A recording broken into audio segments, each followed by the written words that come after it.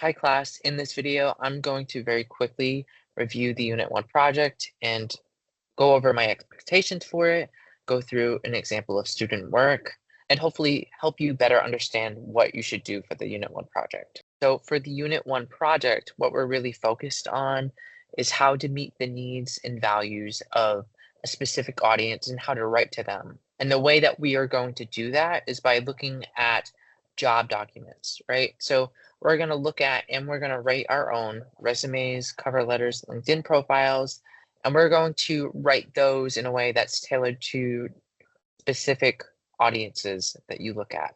So the Unit 1 project is broken up into two parts. The first part is all about creating job documents. In part 1, there are two options that you could take. Okay, option 1, you write one resume, you write one cover letter that responds to a real job ad, and you write one LinkedIn profile. Option 2, you also write a resume, but then you write two cover letters that respond to different job ads.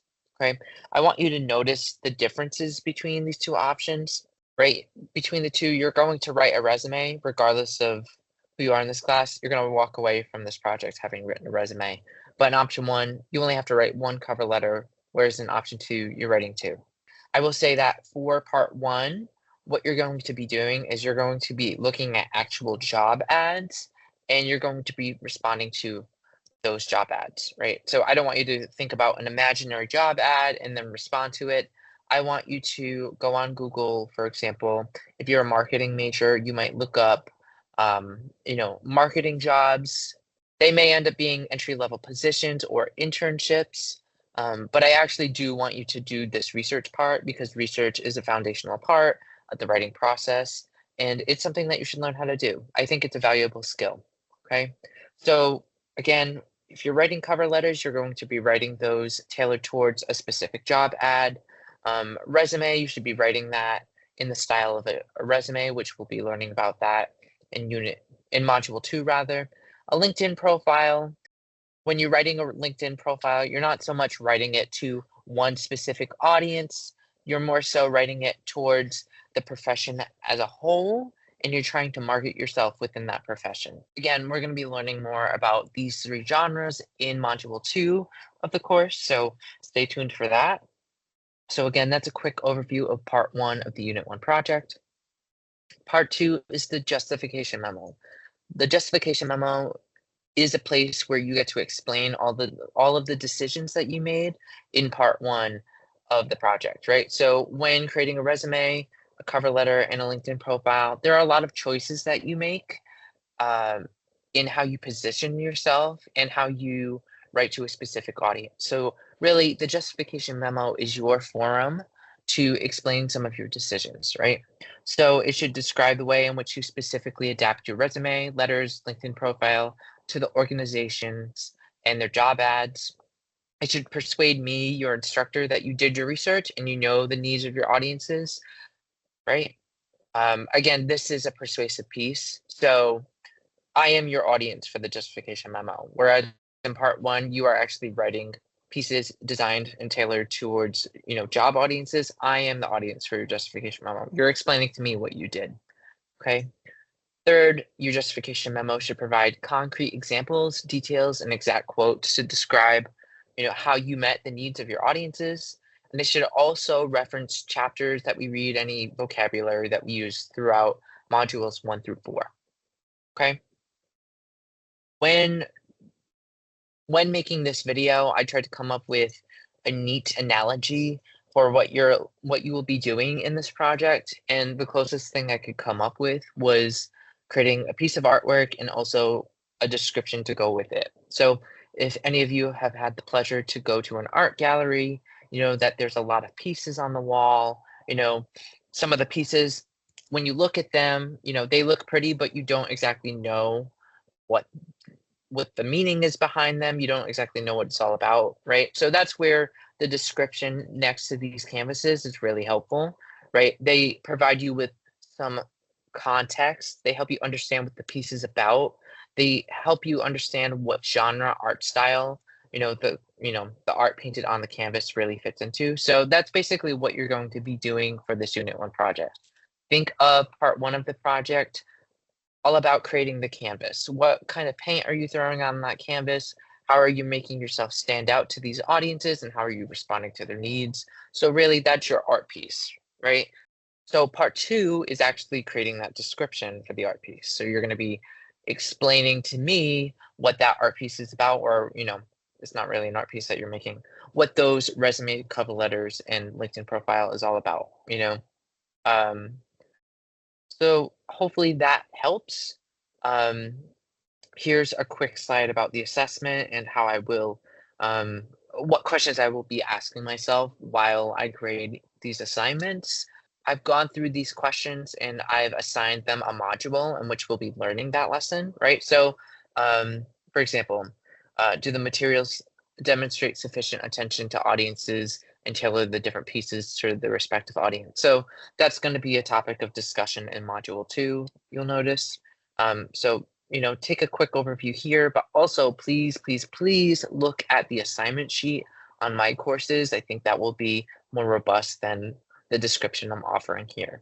Something I want you to be aware of, and something that students in the past have gotten hung up on, is this idea of creating job ads tailored towards audiences, right?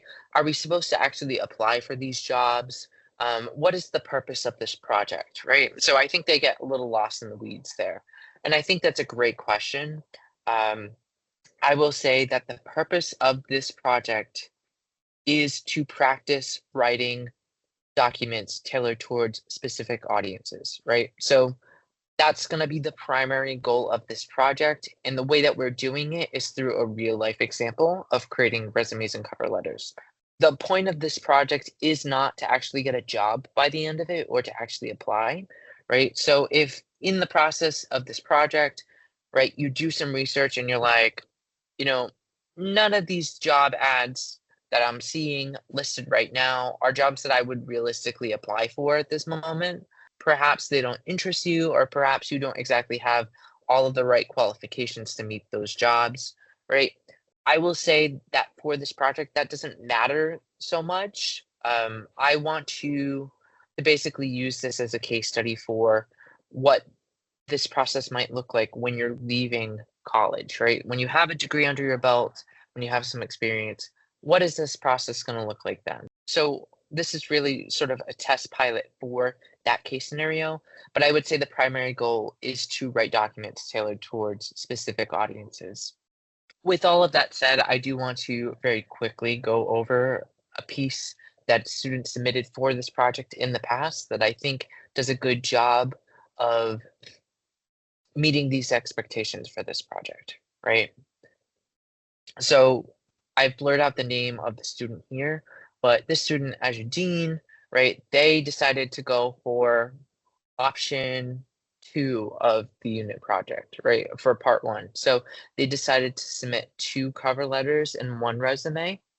So you'll see here, I see 1 cover letter here, a second cover letter here, and then a resume. Looking at this cover letter here, I can say without even reading it, just taking a look at it from a bird's eye view, I can see that it very clearly meets the genre expectations for a cover letter. It's about a page long. It includes, the applicant's information at the top. It's broken into smaller paragraphs here. Usually, a cover letter opens with a short introduction, followed by 1 to 2 paragraphs explaining your qualifications and how you're a good fit for the position. Um, it concludes with a short paragraph tying everything together. So I would say that this student, just from a bird's eye view, is doing a good job of meeting genre expectations for cover letters, right?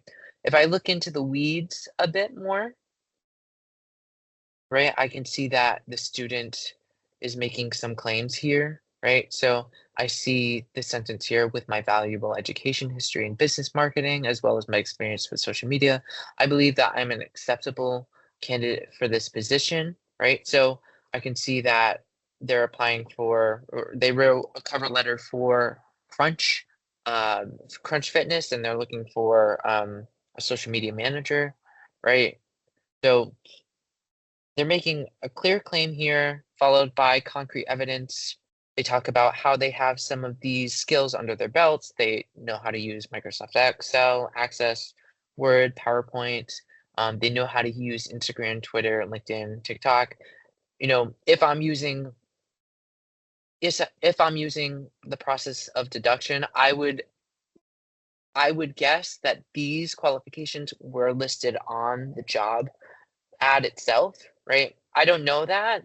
The only way I could know that is by taking a look at the justification memo and seeing if the student actually explained that to me. But I think it's a good bet that these qualifications, right, are also listed on the job ad. Um, right?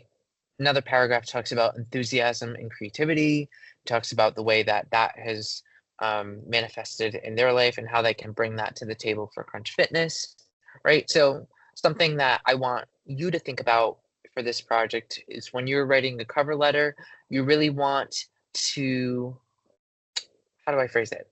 You want the tone to be sort of you-centric. It's not about you as the person. You're positioning yourself as a benefit to the reader, right? So it's not to say like, hey, I'm wonderful at X, Y, and Z. You're saying, hey, I'm pretty good at X, Y, and Z, and I think that would be beneficial for your company. So it's not just blabbing all of the great things about yourself. It's basically positioning them in a way that makes them attractive to the reader. I could see at the end, the student has done some research into the company itself, talking about Crunch's core values. So these are all admirable qualities about this piece, and I would say that this is an excellent cover letter. Just briefly skimming it, right? I did give this student an A plus, I will say, but just briefly going through it with you, these are the qualities that make this a standout cover letter, right? There's a closing here, signed by the student. Um, second cover letter does a very similar thing. It's structured in a similar way. It's for a similar position. It's a social media internship position at Santander. The student talks about having, an appropriate GPA, which, if I was going to interpret this or, use my powers of deduction, I would assume that perhaps the internship requires a certain GPA, for somebody applying for the position. Right. They also talk about some of the skills that they have in organizing schedules for social media posts, monitoring trends, etc. So I could see that although this is a very similar position to the position in cover letter one, they're doing some work to differentiate themselves in this one versus just making it the same cover letter, right? This is sort of the move I want you to make if you're writing two cover letters. If you're choosing option two of this assignment, I want you to make sure that the two cover letters are not exactly the same. You may use some of the same experience to describe, yourself, but I want it to be a bit different. Lastly, you'll see that Ajidine submitted a resume. This resume is definitely highly designed. I'm not expecting anybody to go into Canva and create something this flashy, but I will say that the hallmarks of a good resume is that it's partitioned really well. You could see clearly where the work experiences is versus the education, the contact information, any other information that you want to discuss about yourself.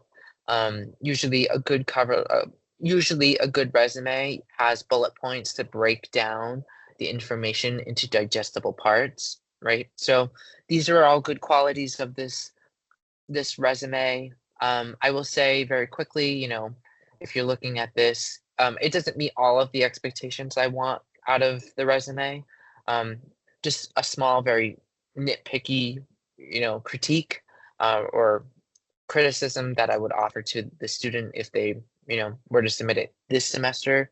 Um, some of the bullet points are not written in parallel structure, which we'll go over in module 3, but basically that's just saying that they're not written in, um, basically the tenses are different at the beginning of each phrase, right? So anticipated customer needs, demonstrating people's skills, utilize skill sales, so sales skills, operate POS system, right? So they're all written in a different tense. I would prefer, and for the purpose of this assignment, I would prefer if you write all of these bullet points in parallel structure. So basically just make them all the same tense: anticipated, demonstrated, utilized, operated, etc. And keep that consistent all the way through the resume, right?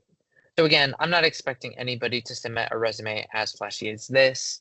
I have another example here of student work. I'm not going to go through it, but this is more typical of what I might expect a resume to look like. You could probably find on Microsoft Word or Google Docs some sort of template that matches the style of this, right? But it still has some of the same hallmarks of a good resume, right?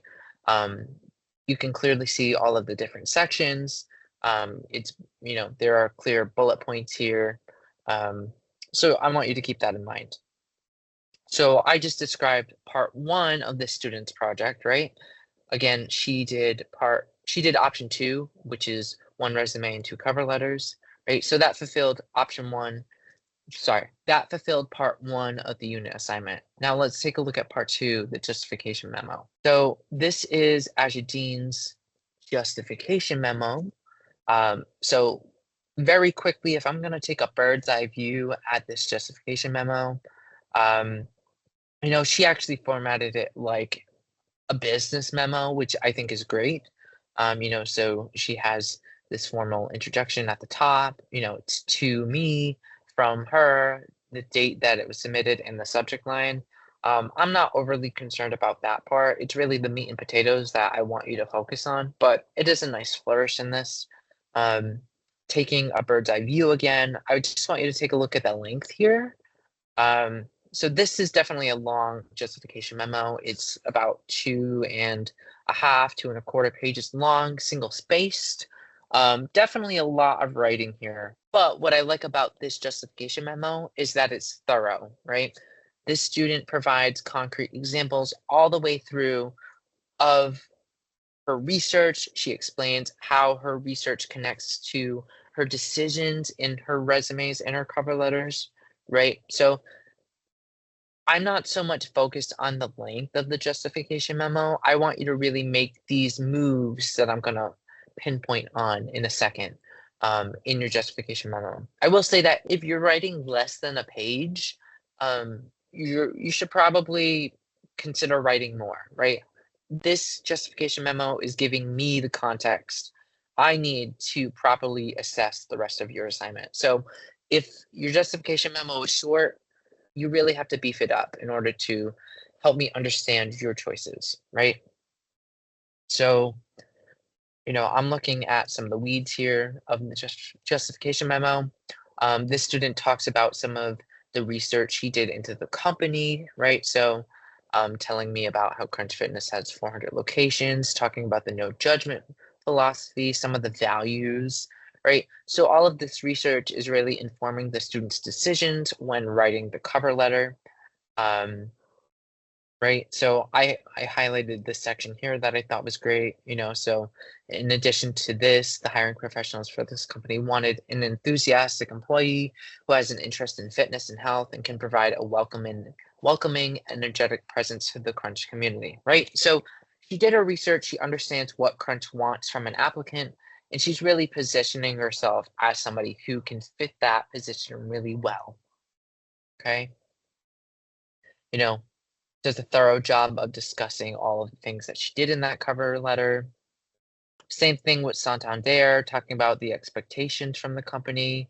The position, some of the expectations of the position include the creation of new content and ideas, conducting relevant research, understanding and keeping up with social media trends, right? So you'll see that this right here parallels the cover letter that I showed you earlier, right? So she's using some of the same language even from the job ad in her cover letter, which I think is great. Talks about the process of redoing and redesigning her resume, right? Talks about adding new skills sections, really harping on some of these programs that she knows how to use, Word, Excel, Access, PowerPoint, because she wants to showcase that for the employers. Talking about some of the design decisions she made, which is something that will be focused on in Module 3. So a very good and thorough justification memo, I will say. This student got an A on this project, and I think rightfully so. One last point of wisdom that I want to share with you before I end this video, right? So you may have some of these documents lined up yourself, right? So you may have a resume, you may have a LinkedIn profile, you may have written cover letters. So if you have those resources on hand already, I think that's great. And I think they're a great jumping off point for this project. With that said, I would like you to use what you learn in modules 1 through 4 to modify these documents before you submit them, right? In the past, some students have submitted work that they've done prior to the project, right? So if they had a resume, they might just be like, okay, I don't have to create a resume, and they submitted it for the project. But it doesn't exactly fit all of the things that we learn through modules 1 through 4, right? So I hope after doing the class readings and watching the videos, you have a different understanding of resumes, or at least have a different understanding of meeting audience's expectations. And I hope that helps inform some changes that you make to these documents, right? Again, you may also have a LinkedIn profile. I know that's a fairly common thing for people to have. Um, if you have a LinkedIn profile already, I want you to consider adding some extra features to it to make you stand out. There are some suggestions for that on the assignment sheet on my courses, which I encourage you to take a look at. Please, please, please take a look at that. But again, if you have some of these pieces already, I would like you to consider how modules 1 through 4 will change the structure or the content of those pieces by the end.